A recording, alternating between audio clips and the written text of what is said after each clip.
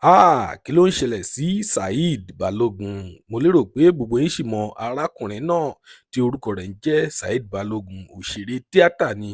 Lóòótọ́ ó ti ṣe díẹ̀ tí a ti rí i nínú fíìmù Yorùbá, nínú àwọn fíìmù tí wọ́n ṣẹ̀ ń ṣe báyìí.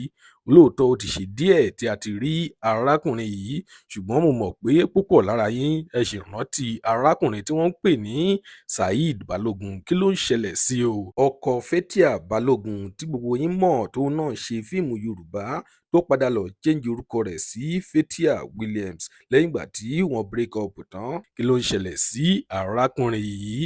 Kí ló ń ṣẹlẹ̀ sí arákùnrin yìí? Ìròyìn nípa Saheed Balogun òun là mú wá fún yín lénìí. Ẹ wá nǹkan fìdílé kẹ́ lè gbọ́ kókó inú ìwé ìròyìn náà. Ẹ máa bá wa ká lọ kẹ́ lè gbọ́ kúlẹ̀kúlẹ̀ ọ̀rọ̀ náà. Tó bá jẹ́ ìgbà àkọ́kọ́ tí ẹ̀ ń wo fídíò wa nìyí, ẹ jọ̀wọ́ ẹ tẹ subscribe button láti máa rí púpọ̀ lára àwọn fídíò wa wò. Ojú tí ẹ fi ń wò wá kò ní fọ́, etí tí ẹ fi ń gbọ́ wa kò ní di láṣẹ Ìdùmarè. Ọpẹ́ Ọmọ Ajíbóyè lórúkọ tèmi. Ẹ kú dédé wò yìí níbikíbi tẹ́ bá ti ń wò wá nílé lóko lẹ́yìn odi. Lónìí ìròyìn jẹ́ kó yé wa wípé Saheed Balogun ó ti gbé lọ sórí ìtàkùn ayélujára rẹ̀, ó ti lọ sọ wípé bí wọ́n ṣe ń búlì Tóyìn Abraham wípé kò dáa o. Ó ní gbogbo àwọn celebrities náà ló ní ẹ̀jẹ̀ lọ́rùn.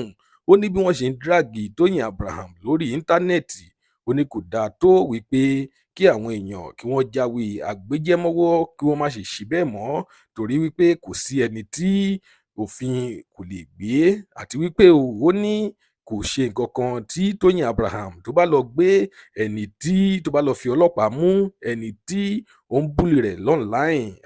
Ìjẹ́ rò wípé ọ̀rọ̀ tí Saheed Balogun tí ó sọ yìí, ìjẹ́ rò pé ọ̀rọ̀ yìí ó mẹ́sẹ̀ múlẹ̀ o? Ìròyìn ní ṣókí tí a mú wá fún yín rèé. Tó bá jẹ́ ìgbà àkọ́kọ́ tí ẹ wo fídíò wa nìyí, ẹ jọ̀wọ́ ẹ tẹ subscribe button láti máa rí púpọ̀ lára àwọn fídíò wa wò. Ojú tí ẹ fi ń wò wá kò ní fọ́, etí tí ẹ fi ń gbọ́ wa kò ní di láṣẹ Ìdùmarè. Ire lójú gbogbo wa máa rí. Ó tún dọjọ́ mi ọjọ́ rẹ̀. Ó dìgbà.